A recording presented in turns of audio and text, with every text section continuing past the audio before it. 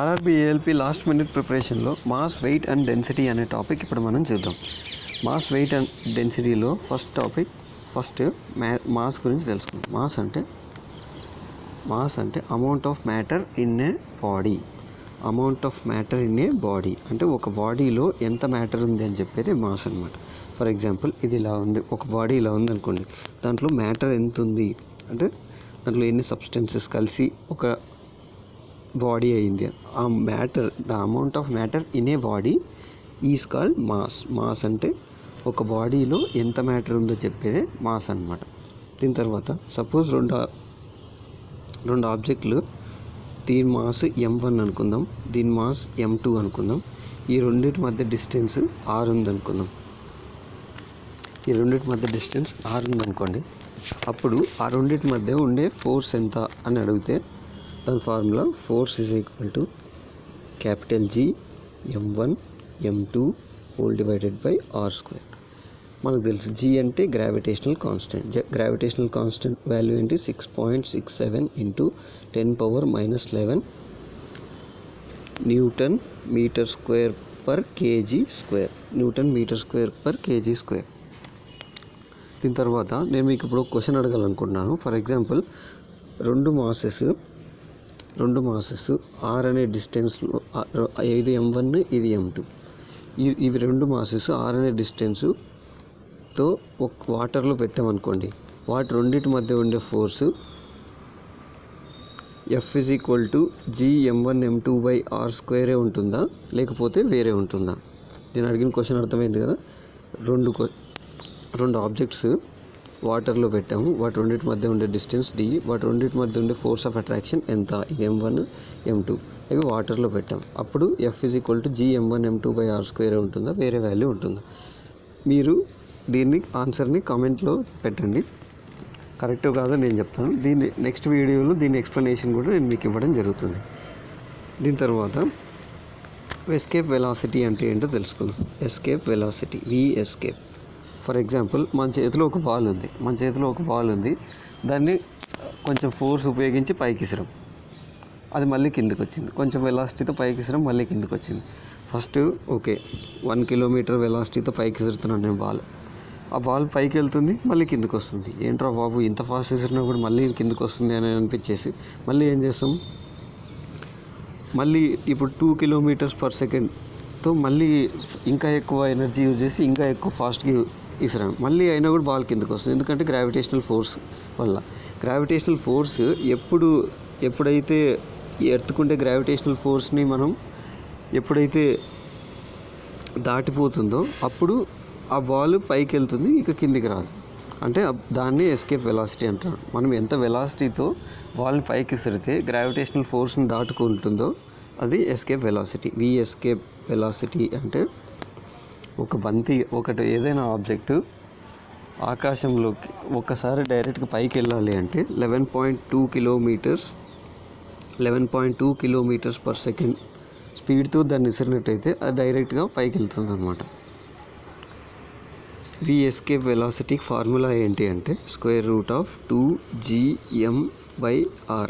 m అంటే mass of earth, r అంటే radius of earth. మరి V escape velocity mass of object మీద depend అయి ఉంటుందా అంటే లేదు, మాస్ ఆఫ్ ఆబ్జెక్ట్ మీద డిపెండ్ అయి ఉండదు. ఇప్పుడే చెప్పాను, V escape velocity is equal to √2gm/r. m అంటే ఇది మాస్ ఆఫ్ ఎర్త్, ఇది రేడియస్ ఆఫ్ ఎర్త్, కాబట్టి స్మాల్ m మీద ఆధారపడి ఉండదు. దీని తర్వాత మాస్ ఆఫ్ వెలాసిటీ మనం ఎస్కేప్ వెలాసిటీ మన యాంగులర్ ప్రొజెక్షన్ మీద డిపెండ్ అయి ఉంటుంది. అంటే ఫర్ ఎగ్జాంపుల్ ఒక బాల్ నేను ఈ యాంగిల్లో ఇసిరాను, ఏ యాంగిల్లో ఇసిరినా ఎస్కేప్ వెలాసిటీ సేమ్ ఉంటుంది అనమాట. సో యాంగిల్ ఆఫ్ ప్రొజెక్షన్ మీద V ఎస్కేప్ వెలాసిటీ డిపెండ్ అవ్వదు. V escape velocity mass of object మీద డిపెండ్ అవ్వదు. Escape velocity angle of projection మీద కూడా డిపెండ్ అవ్వదు. ఇది ఎస్కేప్ వెలాసిటీ కాన్సెప్ట్. దీని తర్వాత మనకు తెలుసు W is equal to mg అని. W is equal to mg. అదే weight weight of object gm1 m2/r² కదా. ఇది ఈఎం క్యాన్సిల్, ఎందుకంటే స్మాల్ m క్యాన్సిల్ అవుతుంది. కాబట్టి జీ వాల్యూ ఎంత అంటే gm/r². G value gm/r². G అంటే గ్రావిటేషనల్ కాన్స్టెంట్, ఎం అంటే మాస్ ఆఫ్ అర్త్, ఆర్ అంటే రేడియస్ ఆఫ్ ద అర్త్. దీని తర్వాత మాస్కి వెయిట్కి డిఫరెన్సెస్ చూద్దాం. మాస్కి వెయిట్కి డిఫరెన్సెస్. మాస్ అంటే ఇప్పుడే చెప్పుకున్నాం. మాస్ అంటే amount of matter in a body. అదే వెయిట్ అంటే gravitational force acting on a body.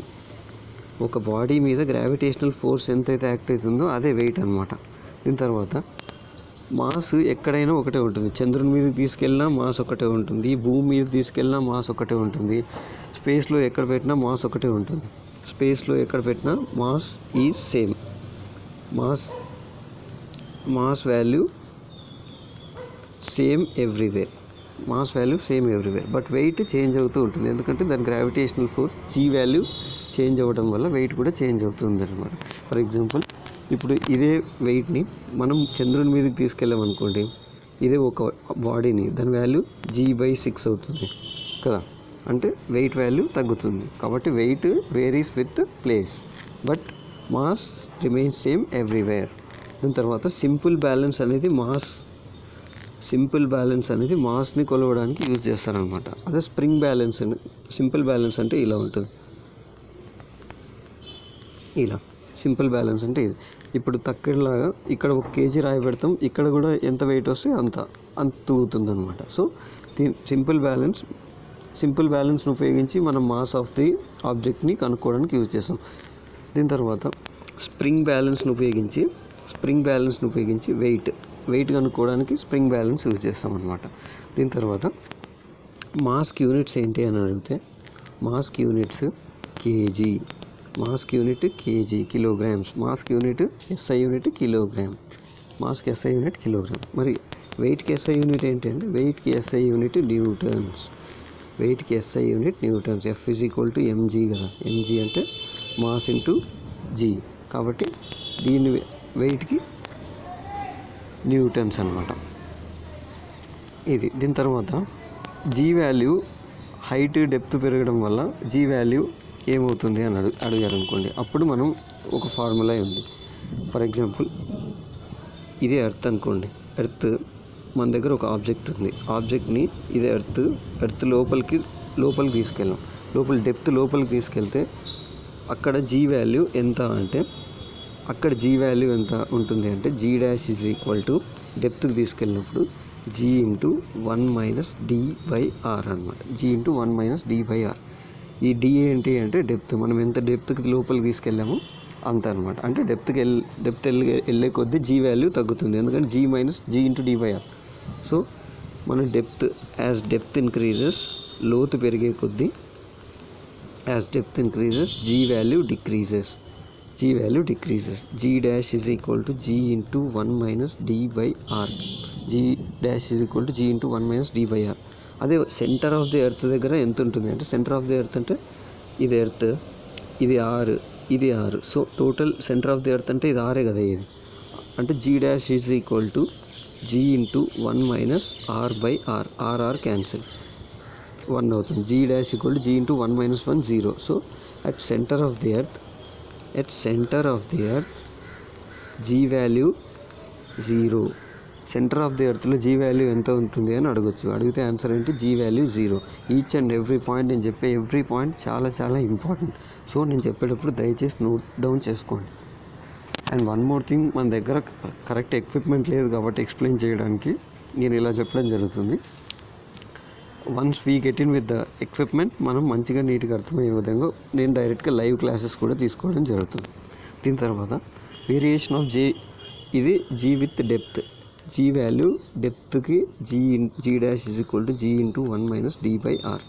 మరి హైట్, ఫర్ ఎగ్జాంపుల్ ఒక ఆబ్జెక్ట్ హైట్ హెచ్ అనే హైట్లో ఉందనుకోండి, అప్పుడు జీ వాల్యూ ఏమవుతుందంటే, యాజ్ హైట్ పెరిగే కొద్దీ కూడా జీ వాల్యూ అనేది తగ్గుతుంది అనమాట. Height increases, G value decreases. దానికి ఫార్ములా ఏంటంటే, g' = g/1 - 2h/r. 1 - 2h/r. So height పెరిగింది అనుకోండి, ఈ నెగిటివ్ కాంపోనెంట్ పెరిగిపోతుంది. సో జీ వాల్యూ కూడా తగ్గుతుంది. So g' is equal to g into 1 - 2h/r. Height పెరిగే కొద్దీ g వాల్యూ డిక్రీజ్ అవుతుంది. డెప్త్ పెరిగినా g వాల్యూ డిక్రీజ్ అవుతుంది. హైట్ పెరిగినా g వాల్యూ డిక్రీజ్ అవుతుంది అన్నమాట. దీని తర్వాత ఒకవేళ rotation of the earth rotate అవ్వడం వల్ల g వాల్యూ ఏమవుతుంది అంటే, ఎర్త్ రొటేట్ అవ్వడం వల్ల g value g' is equal to rotation of the earth గురించి నోట్ చేసుకోండి. Rotation of g' is equal to g minus r omega square cos theta. g' is equal to g minus r omega square cos theta. So angle of, for example body ఇక్కడ ఉందనుకోండి, ఇది ఇలా rotate అవుతుంది. First body ఇక్కడ ఉంది, దీని తర్వాత ఇక్కడికి వచ్చింది. సో ఈ యాంగిల్ మీద తీటా అనే యాంగిల్ మీద డిపెండ్ అయి ఉంటుంది అనమాట. సో తీటా వాల్యూ 90 ఉందనుకోండి, కాస్ 90 ఎంత? 0. తీటా వాల్యూ 90 ఎక్కడ ఉంటుంది? పోల్స్ దగ్గర ఉంటుంది. పోల్స్ దగ్గర తీటా వాల్యూ 90 ఉంటుంది. కాబట్టి ఇక్కడ పోల్స్ దగ్గర g వాల్యూ హైయెస్ట్ ఉంటుంది. ఎందుకంటే మనకు తెలుసు g' is equal to g minus r omega square cos theta. cos 90 0. So ఈ కాంపోనెంట్ మొత్తం 0 అవుతుంది. g' is equal to g అయిపోతుంది పోల్స్ దగ్గర. అదే ఈక్వేటర్ దగ్గర యాంగిల్ 0 degrees ఉంటుంది. cos 0 ఎంత? cos 0 1. సో g' వాల్యూ ఏమవుతుంది? g' is equal to g minus r omega square cos 0 1. కాబట్టి g minus r omega square అవుతుంది.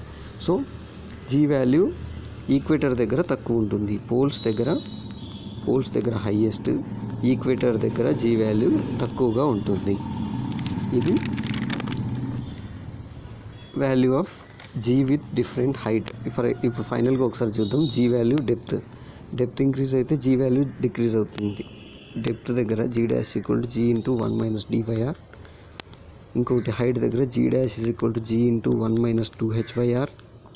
ఇంకొకటి rotation of their g' is equal to g into g minus r omega square cos theta. ఇదన్నమాట. దీని తర్వాత density అంటే density అని heading పెట్టుకోండి. Density అంటే మాస్ బై దీన్ని రోతో సూచిస్తారు. Mass by volume. డెన్సిటీ అంటే మాస్ బై వాల్యూమ్. డెన్సిటీకి యూనిట్స్ ఏంటి అని అడగచ్చు. డెన్సిటీకి యూనిట్స్ ఏంటి అంటే L/3 L/-3. ఎందుకంటే density is equal to mass by volume కదా. Mass m, volume L/-3. L/3 పైకి వెళ్తే L/-3 అవుతుంది. ఇది డెన్సిటీ. రిలేటివ్ డెన్సిటీ అంటే density of liquid divided by density of water at 4 degrees centigrade. Relative density అంటే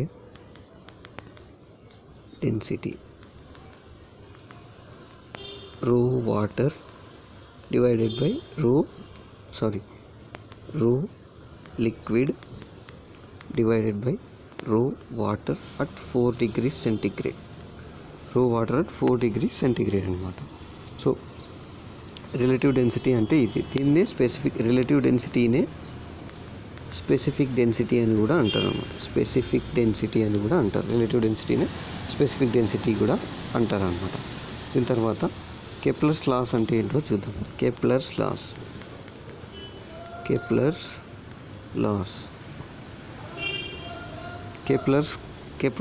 3 ఉన్నాయన్నమాట. Kepler's loss 3 ఏంటేంటివి అంటే, ఒక ప్లానెట్ సన్ చుట్టూ, ఇది సన్ అనుకున్నాం అనుకోండి, ఇది ప్లానెట్ ఉందనుకోండి, ప్లానెట్ సన్ చుట్టూ ఎలిప్టికల్ పాత్లో తిరుగుతుంది అనేది ఫస్ట్ది. ప్లానెట్ సన్ చుట్టూ ఎలిప్టికల్ పాత్లో తిరుగుతుంది అనేది first law of Kepler. Second law of Kepler ఏంటి అంటే, ఫర్ ఎగ్జాంపుల్ సన్ ఇలా ఉన్నాడు అనుకోండి, సన్ చుట్టూ ఒక ప్లానెట్ ఇలా తిరుగుతుంది. ఫస్ట్ ఒక T1 టైంలో ఇక్కడ ఉంది, T2 టైంలో ఇక్కడ ఉంది. T1 T2 టైంలో ఈ ఏరియా ఎంతైతే స్వీప్ చేస్తుందో ఎక్కడైనా కాన్స్టెంట్ ఉంటుంది అనమాట. ఫర్ ఎగ్జాంపుల్ ఇదే T1 T2లో ఈ ఏరియా T1 T2 ఈ టైం పీరియడ్ ఎంత ఉందో ఈ టైం పీరియడ్లో టోటల్ ఈ ఏరియా ఎంత ఉందో ఆ ఏరియా కూడా ఒకటే ఉంటుంది సెకండ్లో.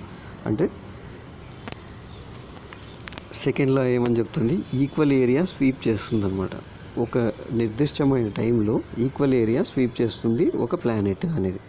దీని తర్వాత థర్డ్లా ఏం చెప్తుంది అంటే, సన్ ఇక్కడ ఉన్నాడు, సన్ చుట్టూ ఒక ప్లానెట్ ఇలా తిరుగుతుంది, ఇంకో ప్లానెట్ ఇలా తిరుగుతుంది. దీని టైం పీరియడ్ T1 అనుకుందాం, దీని రేడియస్ R1 అనుకుందాం. దీని టైం పీరియడ్ T2 అనుకుందాం, దీని రేడియస్ R2 అనుకుందాం. సో ప్లానెట్ P1కి P2కి time period ratios T1/T2 whole square is equal to R1/R2 whole cube. T1/T2 whole square is equal to R1/R2 whole cube అనమాట. అంటే time period is directly proportional to radius of the earth. Time period square is directly proportional to cube of radius అనేది Kepler's third law. ఇవి Kepler's loss. తర్వాత అసలు matter అనుకుంటున్నాం కదా, matter ఎన్ని స్టేట్స్లో ఉంది? మ్యాటర్ యాక్చువల్గా 5 స్టేట్స్లో ఉందన్నమాట. అదేంటి అంటే, ఫస్ట్ది సాలిడ్, సెకండ్ది లిక్విడ్, థర్డ్ది గ్యాస్, ఫోర్త్ ప్లాస్మా, ఫిఫ్త్ది బోస్-ఐన్స్టీన్ కండెన్సేట్,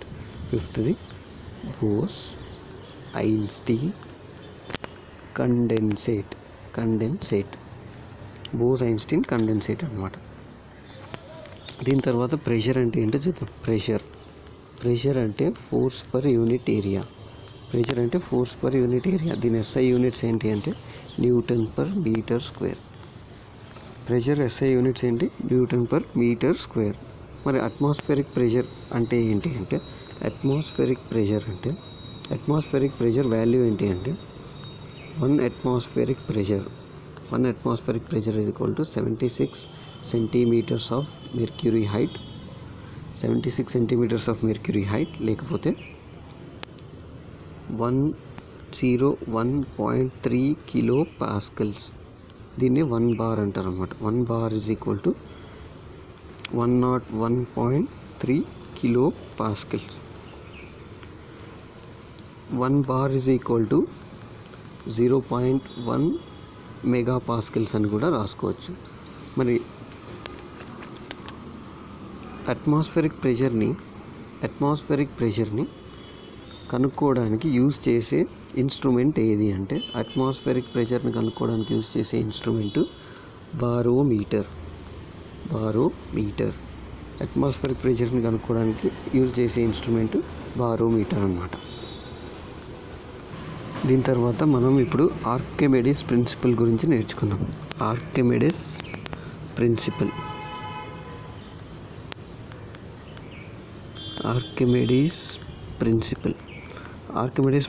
గురించి తెలుసుకునే ముందు, ఫర్ ఎగ్జాంపుల్ మన దగ్గర ఒక సూది ఉందనుకోండి, నీడిల్. సూదిని నీళ్ళలోకి వేస్తే తేలుతుంది, మునగదు. ఎందుకు? అదే ఒక రాయి వేసామనుకోండి, రాయి వేస్తే అది డైరెక్ట్గా లోపల మునుగుతుంది. ఎందుకు అంటే, దీన్ని చెప్పింది ఆర్కిమెడిస్ ప్రిన్సిపల్ అనమాట. ఆర్కిమెడిస్ ప్రిన్సిపల్ ఏం చెప్తుందంటే, ఫర్ ఎగ్జాంపుల్ ఒక బాడీ ఉందనుకోండి, ఒక బాడీని ఒక రాయి అనుకుందాం, ఒక స్టోన్ని నీళ్ళలో పాడేసినప్పుడు అది లోపల ఎంత ఏరియా అయితే డిస్ప్లేస్ అవుతుందో అంత ఫోర్స్ని ఆ బాడీ మీద ఎక్సర్ట్ అవుతుంది అనమాట. ఫర్ ఎగ్జాంపుల్ మన చెయ్యి తీసుకొని వాటర్లో పెట్టామనుకోండి, పైన మామూలు అట్మాస్ఫియర్లో పైన వెయిట్ అనిపిస్తుందా, వాటర్లో పెట్టినప్పుడు వెయిట్ అనిపిస్తుంది. వాటర్లో పెట్టినప్పుడు వెయిట్ తక్కువ అనిపిస్తుంది మనకు. ఎందుకు అంటే అది ఆర్కిమెడిస్ ప్రిన్సిపల్ వల్ల. దీంట్లో బయోయెంట్ ఫోర్స్ గురించి మనం తెలుసుకోవాలి. బయోయెంట్ ఫోర్స్ అంటే weight of water displaced. For example ఇప్పుడు ఇది ఒక వాటర్ తొట్టి ఉందనుకుందాం. ఈ వాటర్ తొట్టిలో ఇదొకటి వాటర్ అవుట్ పోవడానికి ఒక ప్లేస్ అనుకుందాం. ఒక రాయి వేసినప్పుడు ఈ రాయి లోపలికి వెళ్తుంది. ఆ రాయి లోపలికి వెళ్ళడంతో ఇక్కడ ఈ ఏరియా ఎంతైతే ఉందో ఆ ఏరియాను ఉండే ప్లేస్లో ఉండే వాటర్ అంతా ఈ పైప్ గుండా కిందికి వెళ్ళిపోతుంది. సో ఈ వాటరే బయోయెంట్ ఫోర్స్ అనమాట. So FB is equal to weight of water or fluid whatever it is displaced. So FB is equal to mg. M అంటే మాస్ అంటే volume into density into g. Volume అంటే volume of the liquid, d అంటే rho అంటే density of the liquid అనమాట. Relative density of a solid body which is denser than water. For example, మనం నీటిలోకి వేసిన body buoyant force కంటే FB కంటే ఎక్కువ ఉందనుకోండి. ఫర్ ఎగ్జాంపుల్ రాయి వేసాం అనుకోండి, వాటర్లో ఎందుకు మునుగుతుంది అంటే బయోయింట్ ఫోర్స్ కంటే ఎక్కువ ఉంటుంది కాబట్టి. అదే తక్కువ ఉంటే మునగదు, తేలదు, మధ్యలో మునగదు. FB తక్కువ ఉంటే మునగదు. వెయిట్ ఆఫ్ బాడీ FB కంటే తక్కువ ఉంటే ఆ బాడీ మునగదు అనమాట. ఒకవేళ W is equal to FB, రెండు ఒకటే సేమ్ ఉన్నాయి అనుకోండి, వెయిట్ ఫోర్స్ ఆఫ్ బయోయెన్సీ, అప్పుడు ఆ బాడీ తేలుతుంది. అందుకే సూది ఫోర్స్ ఆఫ్ బయోయెన్సీ, సూది వెయిట్ రెండు సేమ్ ఉండడం వల్ల ఆ బాడీ తేలడం జరుగుతుంది అనమాట. దీని తర్వాత హైడ్రోమీటర్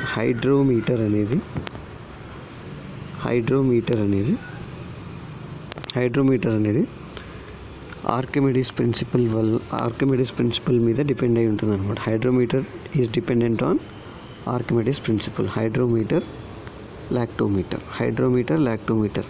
ఈ రెండు ఆర్కిమిడీస్ ప్రిన్సిపల్ మీద డిపెండ్ అయి ఉంటుంది అనమాట. హైడ్రోమీటర్ ఎందుకు యూజ్ చేస్తాము అంటే రిలేటివ్ డెన్సిటీ కనుక్కోవడానికి. ఏదైనా ఒక ఫ్లూయిడ్ కానీ ఏదైనా ఒక సబ్స్టెన్స్ రిలేటివ్ డెన్సిటీ కనుక్కోవడానికి హైడ్రోమీటర్ యూజ్ చేయడం జరుగుతుంది అనమాట. మరి పాస్కల్స్ లా మీద డిపెండ్ అయ్యే ఇన్స్ట్రుమెంట్స్ అంటే పాస్కల్స్ లా ప్రిన్సిపల్ మీద డిపెండ్ అయ్యే substance or objects or machines ఏంటివి అంటే హైడ్రాలిక్ బ్రేక్ పాస్కల్స్ లా మీద, హైడ్రాలిక్ జాక్ పాస్కల్స్ లా మీద డిపెండ్ అయి ఉంటుంది అనమాట. స్పెసిఫిక్ వాల్యూమ్ అంటే ఏంటో చూద్దాం. స్పెసిఫిక్ వాల్యూమ్ అంటే volume divided by mass. Specific volume అంటే వాల్యూమ్ డివైడెడ్ బై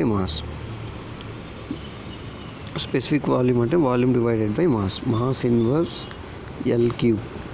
దీని SI యూనిట్స్. ఫర్ ఎగ్జాంపుల్, ఇప్పుడు రిలేటివ్ డెన్సిటీ గురించి మనం తెలుసుకుందాం. రిలేటివ్ డెన్సిటీ ఆఫ్ ఆబ్జెక్ట్ని ఎలా కనుక్కుంటామో ఒకటి తెలుసుకుందాం. ఒక బాడీ ఉంది, పైన ఒక రాయి ఉంది, దీన్ని ఒక థ్రెడ్తో కట్టాం. ఇది ఎయిర్లో ఉంది. ఎయిర్లో ఉన్నప్పుడు దీని వెయిట్ W1 ఉంది. దీని తర్వాత ఇంకొకటి సబ్స్టెన్స్ ఉంది. అదే సబ్స్టెన్స్ని తీసుకొని మనం ఒక లిక్విడ్లో పెట్టాం. అప్పుడు దాని వెయిట్ తగ్గి W2 అవుతుంది. సో తగ్గడం జరుగుతుంది కదా మ్యాక్సిమం లిక్విడ్లో పెడితే. సో W2 అవుతుంది. సో ఎయిర్లో ఉన్నప్పుడు W1 వెయిట్ ఉంది, ఎయిర్లో వాటర్లో ఉన్నప్పుడు W2 ఉంది. W air, W water. So దాని రిలేటివ్ డెన్సిటీ ఫార్ములా ఏంటి అంటే W1 మైనస్ W2. సో దీని మీదే మ్యాక్సిమం క్వశ్చన్స్ అడగడం జరుగుతుంది. సో రిలేటివ్ డెన్సిటీ ఫార్ములా ఏంటి అంటే W1 మైనస్ W2 అనమాట. దీని తర్వాత ఒక ఎగ్జాంపుల్ చూద్దాం. ఒక ఐరన్ పీస్ ఉందంట. ఒక ఐరన్ పీస్ 160 kg ఎయిర్లో ఉంది. ఎయిర్లో ఉన్నప్పుడు 160 kg ఉంది. వాటర్లో పెట్టినప్పుడు 133 kg అయిపోయింది. వాటర్లో పెడితే 133 kg అయింది. దాని రిలేటివ్ డెన్సిటీ ఎంత అంటే రో relative is equal to W1 minus W2 కదా. అంటే 160 డివైడెడ్ బై 160 మైనస్ 133. ఈ వాల్యూ వేస్తే 160/27 వస్తుంది. అంటే 5.92. సో రిలేటివ్ డెన్సిటీని ఇలా కనుక్కుంటారు అనమాట. దీని తర్వాత లాస్ట్ టాపిక్ బెర్నౌల్లీస్ థీరం గురించి ఇప్పుడు మనం తెలుసుకుందాం. బెర్నౌల్లీస్ థీరం అంటే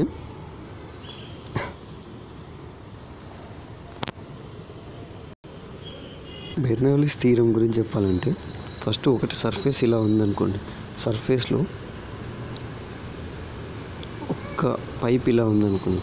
పైప్ ఇలా ఉంది, దాంట్లోంచి వాటర్ ఇలా వెళ్తుంది. ఇది హైట్ H1 అనే హైట్లో ఉంది, ఇది H2 అనే హైట్లో ఉంది. అప్పుడు దీని ఫార్ములా ఏంటంటే P plus rho G H1 plus half rho V square is equal to constant. Total energy is equal to constant అనేది దాని మీద డిపెండ్ అయి ఉంటుంది. అది total energy is equal to constant మనకు తెలుసు. టోటల్ ఎనర్జీ అంటే పీవీ అనేది ఒక ఎనర్జీ ప్లస్ ఎంజీహెచ్ అనేది potential energy, half MV square అనేది kinetic energy. So total energy per unit volume, total energy per unit volume constant, total energy per unit volume constant అని చెప్పేది Bernoulli's theorem.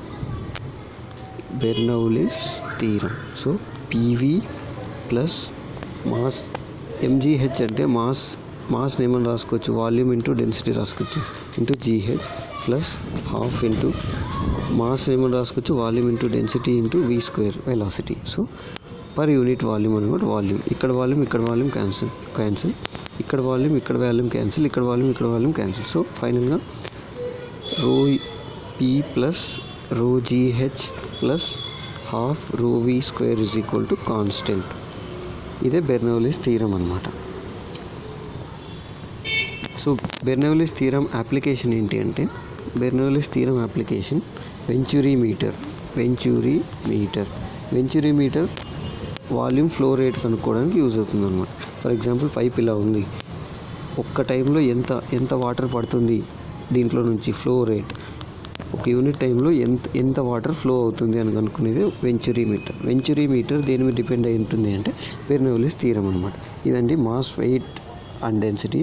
ఈ topic మీకు నచ్చినట్టయితే like, share and subscribe చేయండి.